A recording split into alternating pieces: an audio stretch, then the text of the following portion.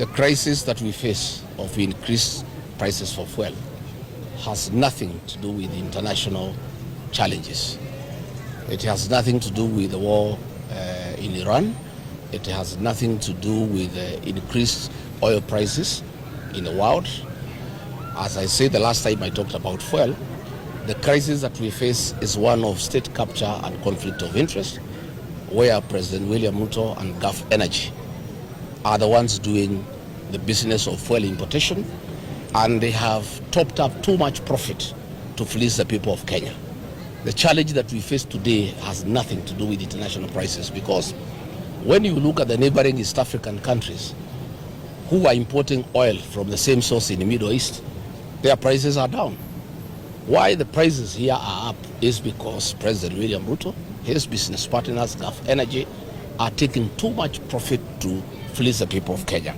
If you look at the comparison, today as we speak, in Kenya, petrol is 214 Kenya shillings. Diesel is 243 Kenya shillings. Our neighbors here in Uganda, who bring their fuel through Kenya from Mombasa by road, which means their fuel is supposed to be higher than Kenya's. A liter of petrol in Uganda is 188 Kenya shillings. A liter of diesel in Uganda is 181 Kenya shillings.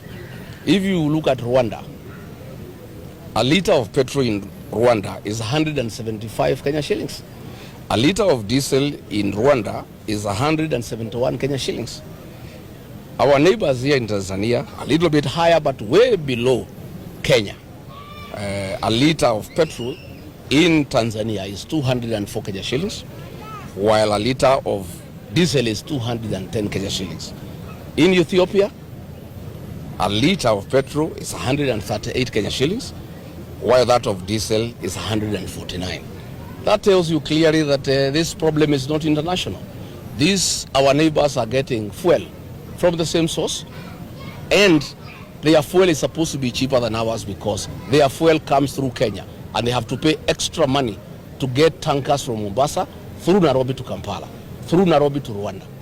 So what we're having as a problem in Kenya is where the president of the country is a businessman who doesn't care about his people and has decided to make profit out of his people. And that is the crisis that we are facing. And I must also say that this G to G arrangement